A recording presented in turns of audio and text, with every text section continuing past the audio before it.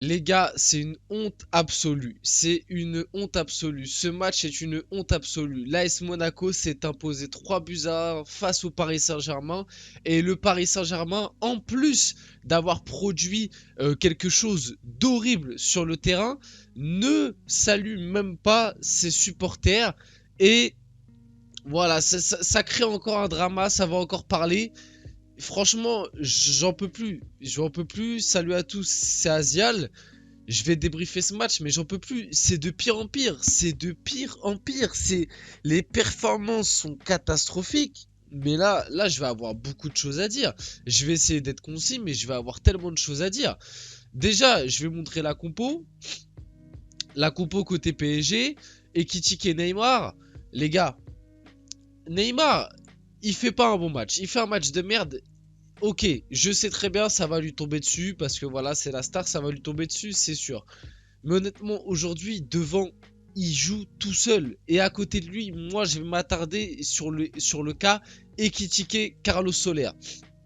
Les gars, honnêtement, on s'est trompé. Ekitike, il y a une erreur de casting, mais incroyable. Les gars, Ekitike, au-delà même de pas avoir le niveau Paris Saint-Germain. Il a pas le niveau, de 1, déjà. Mais en plus de pas avoir le niveau, les gars, regardez-moi dans les yeux 2 minutes et osez me dire que Ekitike, pardon, c'est un numéro 9. Mais vous, Ekitike, on l'a recruté soi-disant parce que on voulait un numéro 9 un peu dans le profil à Mbappé, mais grand, capable de jouer en remise en pivot. Mais c'est pas un 9. C'est pas un 9, il sait même pas se placer comme un numéro 9. Pendant tout le match, Neymar, il arrêtait pas de péter sa tête sur Ekitike parce qu'Ekitike, il sait même pas presser correctement. Est-ce qu'on se rend compte un match face à Monaco, qui est une bonne équipe de Ligue 1, qui est actuellement quatrième si je me trompe pas, qui va même sûrement passer troisième là avec cette victoire, je sais même pas. Ekitike, il sait même pas presser, il sait pas faire un appel, c'est pas un numéro 9 ce mec, je sais pas il joue quel poste, mais c'est pas un numéro 9, il sait pas se placer, ok vous allez me sortir, il est jeune, potentiel et tout, on avait Kalimwendo qui avec le PSG montrait, quand les peu de matchs qu'il a joué, qu'il avait des couilles, lui au moins. Bref, et le mec là qui est en numéro 10, là, Carlos Soler. Mais ce mec là, honnêtement, mais est-ce que... Moi, je veux des preuves. Est-ce que ce mec est vraiment footballeur? Parce que je vous jure, je mets un maillot avec écrit Solaire numéro 28, mais personne remarque la différence tellement ce mec, il est invisible. Ce mec, il est invisible et à chaque fois que je le vois, c'est qu'il fait de la merde. Mais c'est incroyable. Vitinha, trop gentil. Vitinha, il s'est fait bouffer. Trop gentil. En plus, ils ont pas arrêté de s'insulter avec Neymar pendant tout le match. T'es là, t'es en train de perdre 3-1. Tu fais que. Au lieu de gagner des duels, tu t'insultes tes coéquipiers. Les deux, ils sont complètement débiles. Zaire Emery, c'est le seul qui a essayé de proposer quelque chose. Mais tu ressens qu'il est encore jeune et dans certaines phases de jeu, il est trop limité. Mais comment tu peux lui en vouloir? Pareil, je vais parler de Bichiabou pardon, et de Pembele. Bah voilà, Bichabou, clairement, le match il est horrible. Voilà, je vais pas passer par quatre chemins. Son match il est horrible, sa première mi-temps elle est horrible. Il est responsable sur un but et demi des 3 buts qu'on prend. Mais les gars, Bichabou, pardon, je vais pas y arriver. Il a 17 ans. C'est sa première titularisation face à Monaco dans une équipe bourbier qui propose aucun jeu. Il n'y a aucun collectif. Galtier, tu sais même pas. C'est quoi le projet de jeu de Galtier? Déjà, répondez-moi, là, à l'heure actuelle, c'est quoi le projet de jeu de Christophe Galtier? Qu'est-ce qu'il essaye de mettre en place? Qu'est-ce qu'il essaye de mettre en place? J'arrive même pas à comprendre. On démarre en 3-5-2, on fait un début de match horrible, on va pas se mentir, le début de match il est horrible. Après, on est repassé en 4-3-3 ou je sais pas, en 4-2-3-1 avec Danilo qui est monté au milieu de terrain et c'était un peu mieux. Mais concrètement, Galtier, on sait même pas ce qu'il veut mettre en place. Honnêtement, on sait même pas ce qu'il veut mettre en place. Bernat, il est catastrophique.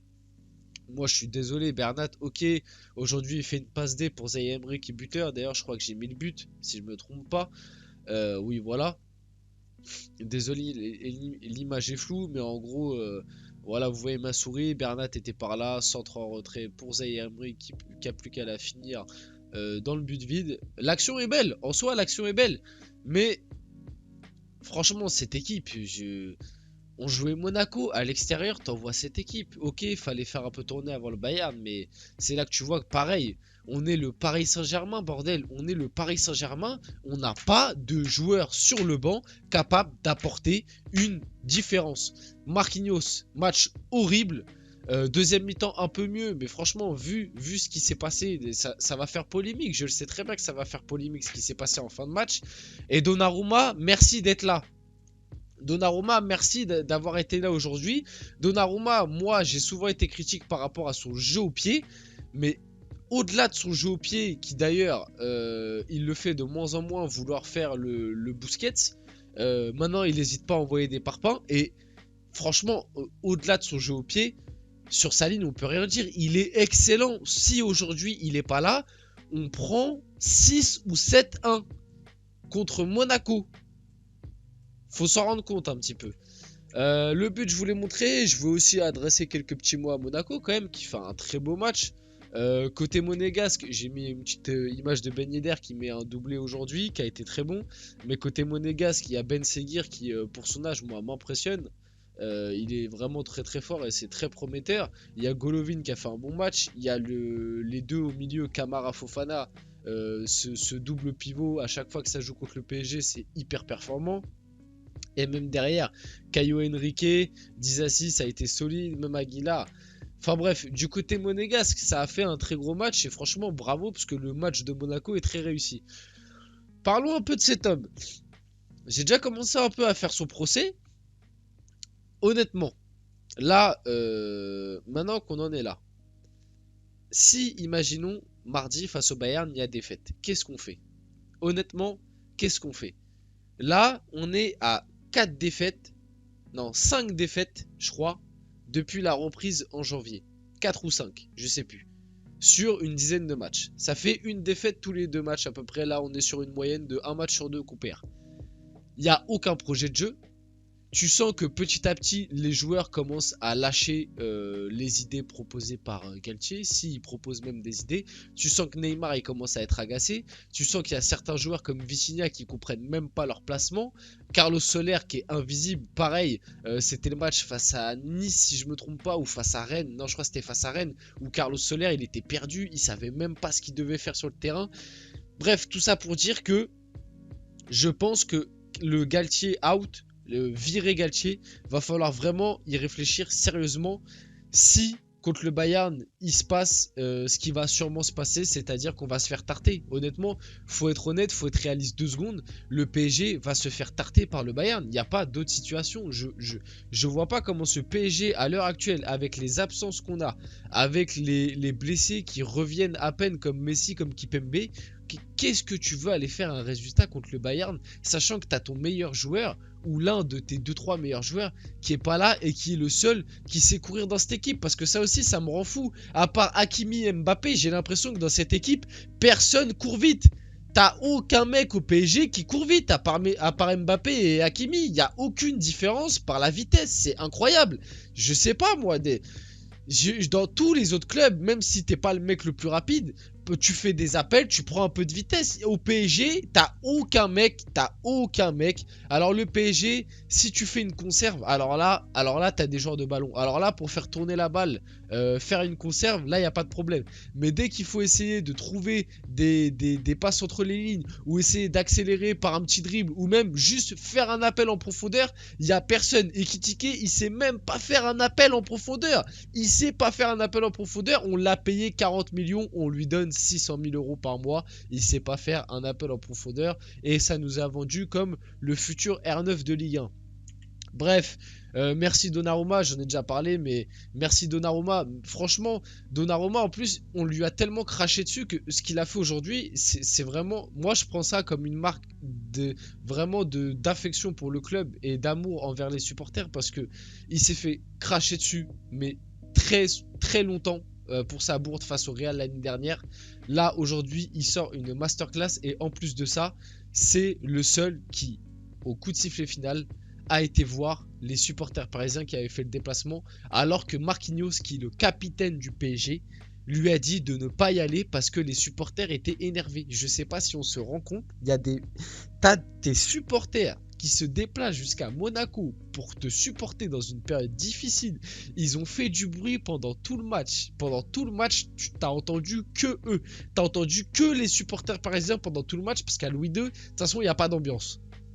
T'as entendu que ils ont essayé de pousser tout le match alors que le match il est à gerber, le match du PSG. Il est à gerber et pourtant ils ont poussé tout le match et t'as ton capitaine, le capitaine de cette équipe qui va dire aux mecs n'allez pas voir les supporters, ils sont en colère. Mais mais qu'est-ce qu'on va faire? Où est-ce qu'on va? Honnêtement, où est-ce qu'on va? Et pareil, Presco, mais bravo, monsieur Kipembe. Franchement, il y a eu en plus un truc sur le vice-capitana où Galtier avait dit que voilà, Kipembe faisait partie des vice-capitaines. Mais Presco, ce qu'il a fait aujourd'hui, là, c'est un bonhomme. C'est un bonhomme. Quand il a vu que ça gueulait, quand il a vu que personne n'a été voir les supporters à part Donnarumma, il est sorti, il a pris un mégaphone et regardez ce qu'il a dit. Seul face aux tribunes des supporters du PSG, et les supporters du PSG, croyez-moi, ils étaient pas contents. Vraiment, bonhomme, il y a été tout seul, sans sécu, enfin il y avait de la sécu à côté, mais vous m'avez compris, pas près de lui et tout, il y a été bonhomme. On va avoir besoin de vous les gars, mardi à la maison, on va avoir besoin de vous, il faut se remobiliser dans le vestiaire, et je crois que je l'ai pas mis, non je l'ai pas mis malheureusement, mais il s'est même excusé pour les performances récentes du PSG. Il s'est excusé auprès des supporters. Alors que le pauvre, il s'excuse des prestations récentes du PSG envers les supporters. Alors qu'il revient de blessure, il a même pas joué. Kipembe, il a même pas joué ces matchs catastrophiques. Et il vient s'excuser devant les supporters au mégaphone, devant tout le monde, filmé par les caméras. C'est un bonhomme. C'est un bonhomme. Et c'est ça qu'on veut dans ce club. Un peu des mecs qui ont le respect du maillot, le respect des supporters. Et merci à Donnarumma, et je ne l'ai pas mis aussi, mais bien évidemment, les Titi, Garbi, Ouni, Ekitike, non pas Ekitike, Zaire Emery, Garbi, Ouni et Shadai, les quatre ont aussi été voir les supporters parisiens au même moment que Kipembe. Je crois que j'en oublie pas. Je crois que j'oublie pas de Titi. Mais bref, voilà. En gros, clairement, plus personne respecte le maillot, plus personne veut le mouiller, le maillot, plus personne respecte les supporters, à part Kipembe, les Titi du club et Donnarumma. Voilà, c'était Asial.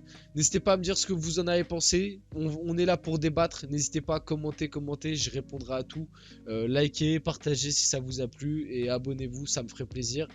Et juste soyons positifs pour la suite, mais ça sent mauvais pour le match face au Bayern. Allez, salut à tous, c'était Asial.